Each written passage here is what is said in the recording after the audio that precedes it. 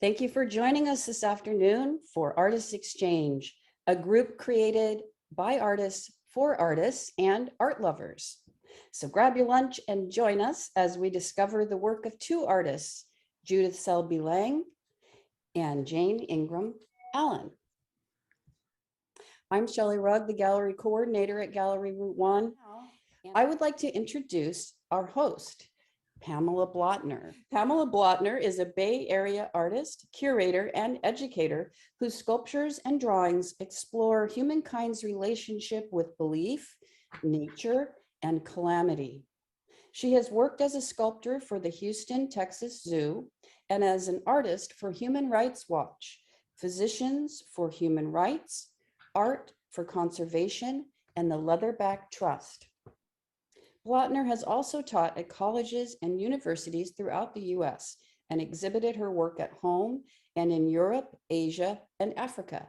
Please join me in welcoming Pamela Blotner. Thank you, Shelley. Very nice.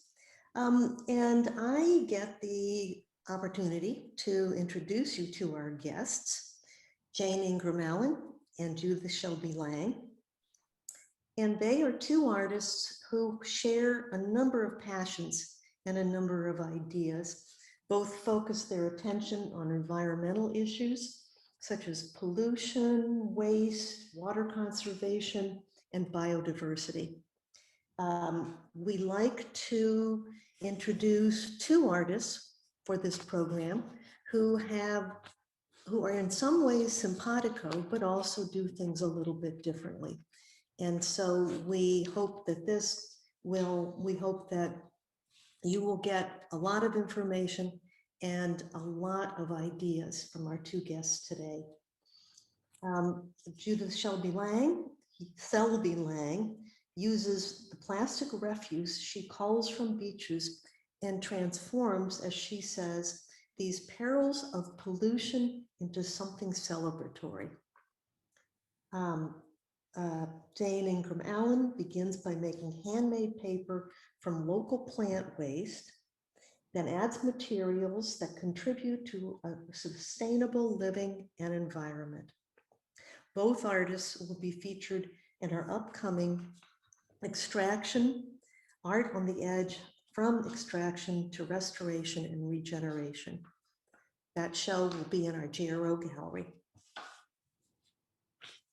Okay, I would like to introduce Jane first, a little bit further, and tell you a little bit more about her, then turn it over to her to show you her work and to talk about her process.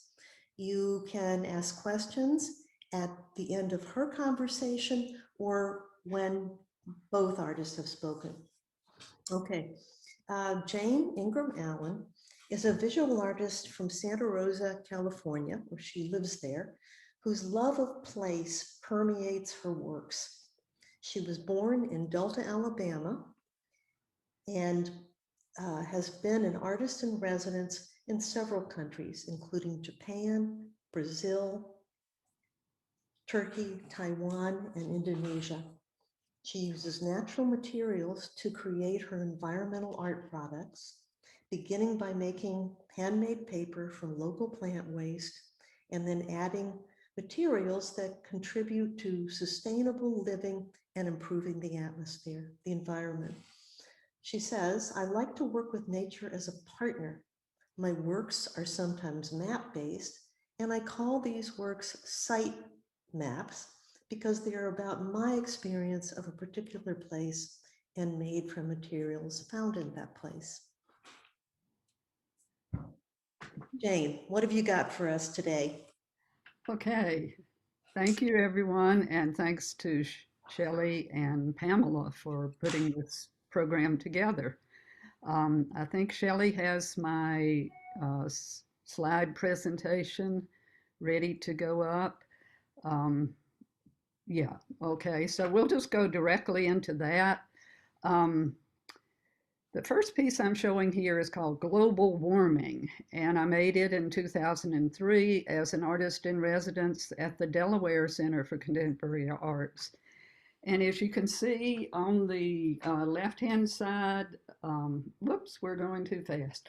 That one is when it was initially installed, and then the two pictures on the right show how it changes over time. And my idea with these works that include handmade paper and seeds for usually it's wildflowers that are native to that area is to have something transform over time with nature as a partner and contribute to the soil and to beautifying the place. Okay, next. Whoops, next. Okay, I also did several projects when I was a Fulbright Scholar Artist in Residence in Taiwan. In 2004, for Earth Day, I did this big project on the banks of one of the polluted local rivers to draw a map of that river and to pour blue pulp with seeds for blue wildflowers on the earth to create a living, blooming river of blue flowers in this part that was by the side of the river. And the next slide shows many people participating in this Earth Day art project. Okay, next. These slides show how it transformed over time. Since paper is a natural biodegradable material made from plants, it goes back into the earth as mulch, and then the seeds sprout and grow and bloom. Unfortunately, this one had a very bad sort of ending because it was in a public park and the people came in from the city to mow the lawn and didn't even recognize that it was an artwork. And so the flowers did start blooming, as you can see, but didn't last very long. Okay, next. I also did some indoor installations while I was in Taiwan to highlight the problem of the rivers in Taiwan, many of them polluted as rivers are all over the world now. And I also installed this in 2009 in New York City. And it's made with blue handmade paper that has seeds for blue wildflowers in it. And it's like a wall drawing. The one on the right is done on a mirrored wall. Okay, next. In 2013, after I moved back to the United States in the fall of 2012, I joined WEED, and then I participated in this exhibition at Los Medanos College, which is in Pittsburgh, one of the upper North Bay communities. And I made an installation called California Delta Rivers. And in it, I was mapping the rivers that contribute or come in to the bay from the California Delta. And you can see the Sacramento River coming down from the north and some of the rivers from the east. And Pittsburgh is about in the middle of this wall installation. Okay, next. I also did this installation again with some additions in 2014 at a gallery for Capital One Bank in San Francisco. And these are always a challenge because, as you can see here, we had a doorway to contend with, lots of pipes, and always light switches and other things to work around. And here I added the San Francisco Bay and part of the Pacific Ocean, and also the rivers that come in from the southeast and contribute to the fresh water for the city of San Francisco. And in these installations, I was highlighting the water. The land is not there. It's sort of the negative space to bring more public attention to the water and where our water comes from. Okay, next. For this extraction exhibition at Gallery Route 1 in September, I'm going to create a new piece that will highlight the waterways of Point Reyes, California.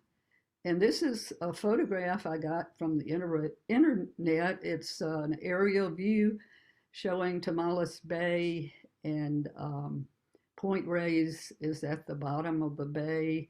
And you can see there are not many streams or rivers on the peninsula, but many coming in from the coastal mountains and this long, narrow piece of Tamales Bay. So this will be a challenge to sort of draw out this map of the waterways of Point Reyes area for this exhibition. Okay, next. I've done lots of other works that concentrate on water because I think it's a very, of course, important and necessary element for life. And, you know, this one was in particular about conservation of water. Every drop counts. And it was handmade paper water drops that had seeds for blue wildflowers in the pulp. And people who visited the exhibition were allowed to take one of these water drops and take it home, and if they wanted, plant it in their own garden so it would grow and produce blue wildflowers. Next. And I've been doing a series in the most recent years that I call Living Quilts. And this was one of those done in 2016 in Lancaster, California, to raise awareness about the local wildflowers and habitat preservation, and also to make something that contributes positively to the environment. And, you know, handmade paper can act as mulch, and the seeds in the paper grow and sprout and bloom as wildflowers. And this was also a weed artist in residency project. And it was a California poppies quilt pattern. So it bloomed in these colors, the blue and the yellow, orange, and white. Okay, next. This is another bed living quilt made in Newnan, Georgia, when I was an artist in resident there at a place called Newnan Art Res. And on the left, you can see the finished installation. And then on the right, some of the volunteers and children in the community helping to install it. It's installed on the grounds of a children's museum in Newnan, Georgia. And on the next slide, you can see it started sprouting in September of that year, and you can see some of the squares of paper still visible. And then on the right side, how it looks when it was blooming in spring of 2018. Okay, next. I also made a living quilt for the city of Santa Rosa, where I'm now based, and I did this in 2018. It was the year after the devastating wildfire fires in 2017 that destroyed many homes and many lives in Santa Rosa. It's in Rincon Ridge Park, and I used the flying geese traditional pattern because I thought it was a good sort of symbolic thing, being able to fly away and get away from the, when we made this installation, there was still lots of smoke in the air. You can see burned trees in the background, burned houses, no water at all in the park. Here's how it changed over time on the right-hand side. In the early spring of 2019, it was sprouting and growing. The next slide. On the left side, how it looked in 2019. This had to depend totally on the available rain because there was no way to water it. It did much better in 2020, as you can see on the right-hand side. We had many poppies blooming, also the blue wildflowers and some white ones. Okay, next. I did another quilt installation in 2019, working with a school in Sacramento, California. This was Natomas Charter School, which is the art uh, emphasis high school. And I worked with the students to make the squares and the borders and construct the headboard and footboard of local branches and place it on the ground on the prepared bed. We installed it in March of 2019. Okay, next. On the left side, you can see it's starting to transform and some of the plants coming up. And then in August 2019, mini plants, the white cosmos seeds in the pulp sort of took over in August. Next.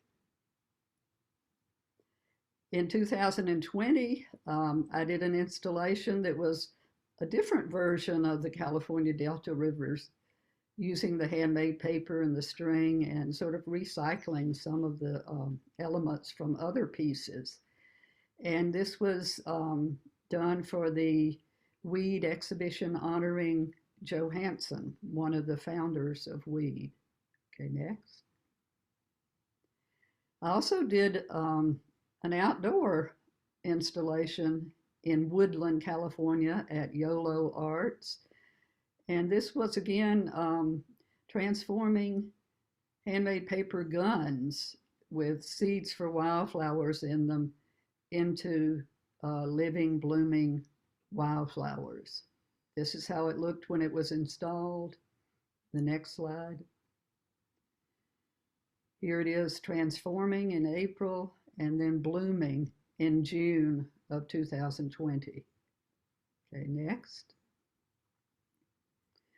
This is one I did in 2020 during the pandemic. I was an artist in residence that year for the city of Sacramento. And I hope they will continue this artist in residency project where they invite artists to work in a community and do a public art project. I did a quilt that was honoring Sojourner Truth, who was an escaped slave, imported in the abolitionist movement, and also the movement for women's rights. And I used the North Star pattern because I read that that was a pattern that was used during the time of the Underground Railroad to point the way north. And here on the right, you can see some of the seeds sprouting and the paper dissolving. Next slide.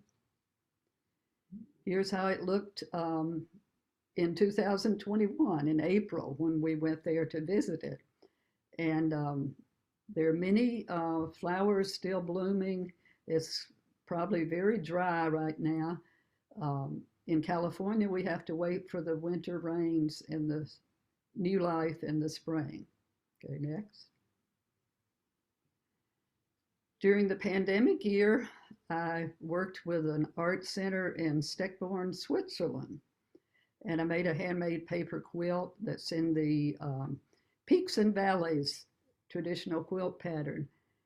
And I sent it to them because I couldn't go there during the pandemic. And I participated remotely via Zoom to help them install this quilt. And it's now blooming along the shores of Lake Constance in Steckborn, Switzerland. Okay, next. The most recent living quilt is in Nestucca Valley at the K-8 school in Cloverdale, Oregon. And this living quilt was made during their summer youth program sponsored by Sitka Center for Art and Ecology. And we made an 8-foot by 10-foot quilt with a headboard and footboard and used a pattern that highlighted the three most pressing ecological problems there: water conservation, salmon conservation, and forest conservation. I would like to introduce again Judith Selby Lang, who lives locally in Forest Knolls, California, and creates multimedia installations that explore the global impact of plastic and waste and pollution, while also creating positive symbols and life-affirming images. That's a hallmark of Judith's work, is that you come away with some optimistic feelings, which is great. As a child, she aspired to be a paleontologist. And every day after school, she writes, I would mine the white limestone cliffs in the woods near our house. And whenever she unearthed fragments of crustaceans and clam shells and whatever else she found, she went to the museum, the local museum, to try and identify them, often gazing into the specimen vitrines, and daydreaming about what it would be like to have several of her finds featured there in the museum with her name. And now, she says, fast forward some 55 years, and she is an artist, archaeologist, mining the beach in search for remnants of plastic, future fossils from the Pleistocene age. Okay, so to start off, Judith, how did you bring together your two loves, the art and the archaeology? Oh, well, thank you for that wonderful introduction, Pamela. Thank you to WEED, to GRO, Gallery Route 1, and to the Extraction Project, all who through the years have done so much to support me and my work, and to continue through the various media, the various conversations that we've been fortunate to have. So I think I'm just going to jump right in with the slide. So if I could have my first slide, thank you so much.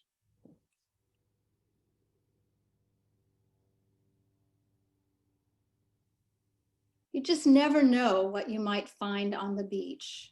What you're seeing here in this slide is one of the most pernicious pieces of plastic in the ocean, a ghost net. Maybe some of you have heard of them. There are these derelict pieces of fishing gear, rope, netting, monofilament line that gets tangled up, and it floats and sinks and floats and sinks in the ocean, and it ensnares marine mammals, fish, birds, wildlife of all kinds, and they're a devastation to the ocean. Not only are they somewhat invisible in the ocean, we don't see them, so most people don't know them. Next slide, please. They also wash up onto the beach, these massive weighted snarls of mess. They have, for me, become an incredible source of, you might say, free art materials, because in that unraveling, I have been able to discover many very unusual and exciting pieces of artwork. Next slide. Oop, next slide. Oh, there we go. Including, found on the beach, my husband, Richard Lang, who I'm happy to say was my very, very best find on the beach. And when we married, I fashioned my wedding ensemble all out of recycled materials, from pieces of plastic bag found on the beach, dry cleaner bags that I knitted to create that shawl, tiny bits of plastic sewn in embroidery-like into the skirt. And as I like to say, I wanted my marriage to be like plastic and last forever. And so far, so good. Next slide. When Lorna Stevens offered the opportunity to respond to this ostrich feather wedding dress, she invited 12 artists to be in receipt of this dress for a period of time in their studio, and then do something in response. The final exhibition to be showcased at Gallery Route 1. So next slide, please. And here is the incredible exhibition. What a wonderful show. And to me, a real testimony to the power of the creative spirit. We all had the wedding dress in our studios for about a week, and then look at the range of expressions that came out of this conversation with the dress. Next, please. It was my good fortune in that snarl, in that mess, to find this sort of fluffy and wonderful circle of delight that very much paralleled that cowl of the feather collar. Next slide, please. So in that was a perfect find. It looks like the rope is unraveling, and this looks like the ruff of feathers. And it was my great fortune to find that in that big mess. Next slide, please.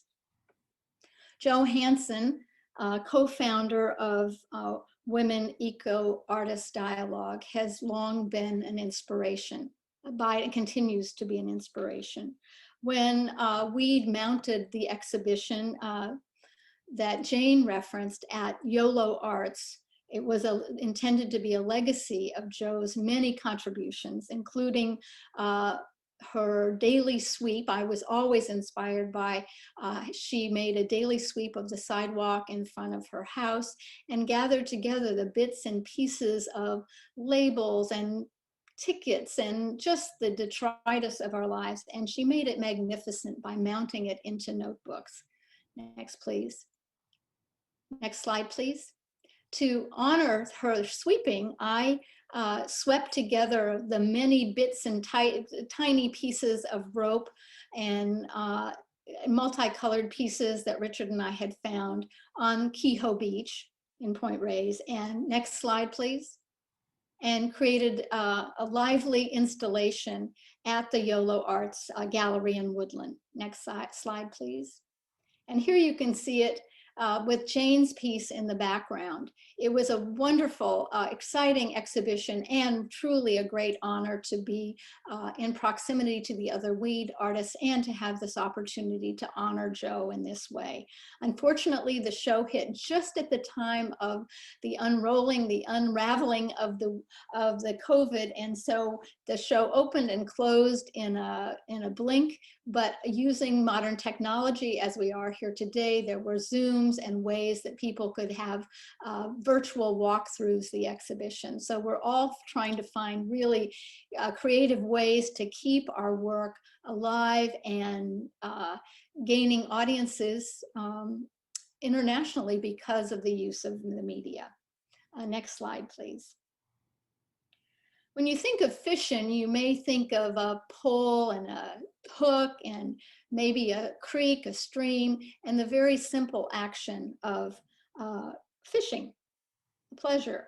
But these ghost nets, as I said, are devastating to the ocean. Not only do they capture unintended species, great amount of what's called bycatch, they also trawl along the ocean floor and scoop up everything, a devastation to the ocean floor. Next slide, please. But always intrigued by what kind of, you might say, unbearable beauty that I might find and make out of that devastation. In that pile, when asked to, when the call went out for the exhibition, the Gallery Route 1 extraction exhibition, thought, well, how can I speak to this really important issue of extraction by using what I have at hand? And again, I went back to that pile of netting and was able to myself extract out some very, what I find incredibly beautiful and lyrical knots, hawsers, ropes, and to present them in this very formal way as rarefied art objects. So it gives one this kind of cognitive dissonance between the horrible beauty, the horribleness of what these things represent and the incredible beauty of the shapes and the forms. And next slide, please. And then this is another of these, it's hard to tell the scale, but this thing is about 8 feet across and protrudes from the wall about 12 inches. And these knots are heavy, weighted, laden with, for me, laden with emotion as I think about the devastation that they call. And when I think of the journey of these ropes, so they were once at sea, at once perhaps productive as fishing gear. Then they got they got loose, they got left behind, they got ensnared in these ghost nets. And then they washed up onto Kehoe Beach, and Richard and I retrieve them. We bring it back, haul it back to our studios, and then go about this process of deconstructing this and trying to find what we can find. So I was very delighted to see these particular knots and to have them find their place within the extraction exhibition that will be coming up at Gallery Route 1. Next slide, please. So this past year has been fraught with many threats, COVID, variants, all of that. And as we know, there's been many cancellations and dislocations. But of late, a new threat has been bubbling up. It's like we're back to what to wear. During the COVID, Richard and I have been sheltering the whole time. Mostly, I wear the same thing every day, day after day. It's a good environmental strategy. You don't have to wash everything every day. But lately, I've been thinking about, oh, what do I wear to an extraction? What do I wear? So next slide, please. And of course, that snarl, that mess of rope has provided this incredible necklace, a true fashion statement. Who wouldn't want to be styling in something like this? It becomes, when I wear something like this out, which I look forward to going out again, people take note. It engages in a conversation, and instead of it being kind of a finger wagging, oh, and a depressing message about how terrible everything is, a fashion statement can certainly liven things up. And it gives me an opportunity to say, well, look what I found in this enormous, terrible ghost net that washed up onto Kehoe Beach, and look at this crazy beauty, this unusual fashion item. And that's what I'll be wearing to the extraction. So again, I want to thank everybody for this project and the opportunity to talk today with you all. Thanks so much. Okay, I want to thank you both for being part of this project, but also for the inspiration. And now we know that we should plant gardens and make plastic dresses for this opening. Let me go ahead and ask my question, which is, either of you can speak to this first. What is the most enjoyable part of your art making process for you? Okay. I'll go ahead. Okay, go ahead. For me is in the surprise in the finding, to go to the beach not knowing if there will be any plastic, if there will be anything to be found. And yet there's always something surprising, something always is revealed. So not knowing and then stepping into that. So looking at that big pile of rope and discovering within it the great surprise of that feather, the thing that was a semblance to a feather boa, or to find these great hawsers and knots that will be exemplary of the extraction process, or to find the elaborate curlicue of the necklace. So not knowing and just taking kind of, you might say, a leap of faith into the unknown and having the confidence that something will be revealed. Hi. I can relate to that too, not knowing. And in my work, that's also very important and very enjoyable. I put it out there in a very orderly, artistic fashion, I hope, but I never know what's going to happen. It's up to nature, and maybe some watering by the local people to see what happens over time. And also, I think for me, one of the enjoyable things is working with people in a particular place, in a particular community. And I work with all ages and, all cultures. And I've learned a lot from them in the sharing process of making something together. Okay. Pamela, we have a question from Christina. Very good. Christina. Thank you. Yes, Judith, I was at the San Francisco Jewett Gallery extraction show, Uh-huh. yesterday. My Oh, phone. wonderful. And I loved your pieces, and I'm so curious, it looks like the plastic was somehow melted together. And was that something you did, or did that happen in nature? No, that is how that is found. That is a new geological discovery. It's called plastaglomerate. It is plastic.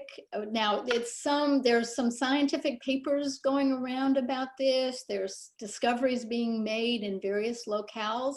It's washing up. We have been finding, though they look like rocks, for everyone that doesn't know what we're describing, it looks like a melted rock. They are in the size and shape of rocks, but they can be very multicolored. In some of them, you can discern a little bit about maybe it was once a water bottle or there's a lid. When we first started discovering these, it's many years back, we just assumed that because at that time, so much of our trash was being shipped over to Asia, and incineration is a good portion of what they were doing to deal with our debris. That some of that got loose, and as we know, the great circular currents that connect us with Asia was bringing that debris back to our shores, because we find water bottles from all over the Pacific Rim. So that was our assumption. Now, there's some of the other people that are looking into this found a great number of these at Camilo Beach in Hawaii. And there's some thought that the plastic has melted in conjunction with volcanic action. Oh. The fire and the heat has melted the plastic. And then some people think it's just from campfires on the beach. Now that would seem to be an easy assumption, but say for example, at Kehoe Beach, it's very rare that there is a campfire allowed, it's by permit and so not so prevalent. So it's an open question. It's a wonderful question. And as we like to say, it will be the geological strata of our era. This era will be known as the Plasticine era because of the quantity of plastic, the layer that we are leaving as remnants behind here on this planet. So I'm so glad you went to see that show. Thanks. Yeah. Wonderful show. Thank you. All right. I dropped some contact information for both Jane and Judith in the chat, so anyone can access that through the chat. And in the chat, we have a question or a comment from Terry. She says, environmental art can bring awareness, but can it affect change? Your thoughts, please. That's a very good question. Yeah, I think, art can contribute positively to the environment and to, changes. I try to do that in a very small way with these projects that change, that are not permanent, that go into the earth and come back as living plants. But, some of the environmental art we make is probably going to end up in the landfill or encourage more consumerism or, that sort of thing. It's a good question. What can artists do that will actually bring about change? And I think one of the things is, involving education. It's change only comes about when people are aware of something. And so by raising awareness, it does, in a way, affect change. What do you think, Judith? I just wanted to, I realized that I didn't say enough about the library show. The San Francisco Public Library main branch has an exhibition of artist books, as does the San Francisco Center for the Book. Both of those exhibitions are related to the extraction theme. And everyone that's interested in this, from the GRO exhibition, The Weed, should take a look at extractionart.org. It's a multi-international exhibition. And to me, it's a really just an incredible upwelling of energy around this theme of extraction. And to me, it's an indication that art artists are feeling like they have the power. And it's what else can we do? But we have to get out there. And as Peter Koch, the co-founder of Extraction Art, says, we just got to make a ruckus. I have a question. I also find things. I'm right now working on a panel for a time machine with used watches and things that everybody's throwing away. But my question, I'm really interested in the practicality of how you store all this stuff, the stuff that's been made and all your materials, because I know Judith especially has a huge load to store. It's true. Well, none of this would be possible if Richard and I didn't have a very large barn. We have a barn, and as I say, it would not be possible. And it's quite a remarkable site, because we have boxes and boxes of plastic in every color and kind, sorted according to categories, so that when we're called upon to create an installation or an artwork, we can just go and pull out a box, and up here we are, we're ready to go. So yeah, but it's a problem. It's a big, I bet. I And thought I especially had trouble. we hold on to everything because we don't want it going back into the waste stream. Right. We actually recycle our plastic. We'll use it in one project and then bring it back and then use it again. So we actually are recycling our own materials. I'd like to speak And to thank that. you so much Yeah. for doing that. Just to say a little bit more about that issue of, storing and, taking care of your art materials.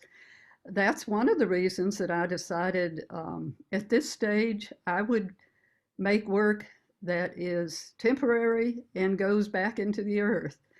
And I don't have anything to store.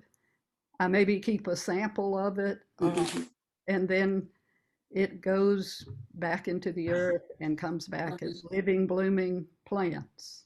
Okay.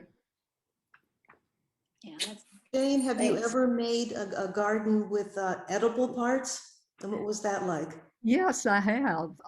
I've done some installations that were focused on birds, and also some focused on pollinators and using seeds in the paper pulp that the birds can eat.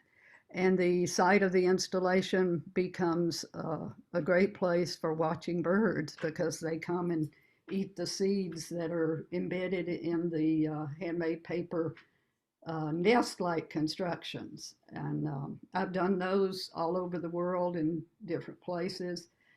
And then, for pollinators, you can, grow the type of wildflowers that provide habitat and food for butterflies, bees, and other pollinators. Okay. I'll have to try that. Any other questions? There's a comment from Jamie Tabak in the chat. She says, I appreciate the relationship between the two artists. Judith's work is about what has and is happening, and Jane's work is dealing with the future of our planet. wonderful.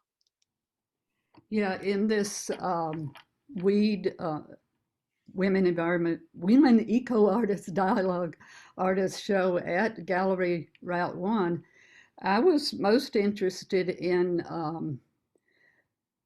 the sort of end of their title, emphasizing regeneration instead of extraction, which is a very negative thing. And, how we can regenerate, bring new life to this planet. Okay. If you think you'd like to present as an artist at a future Artist Exchange event, send an email to Pamela, PamelaBlotner@gmail.com. If you were moved by today's presentation and want to support the work that Gallery Route 1 does to bring art to the community, then please visit our website at galleryroute1.org and donate today. Make a note in the comments section that your donation is because of our Artist Exchange event. Thanks again, everyone, for coming, and be sure to save the chat if you want it. We'll see you next time.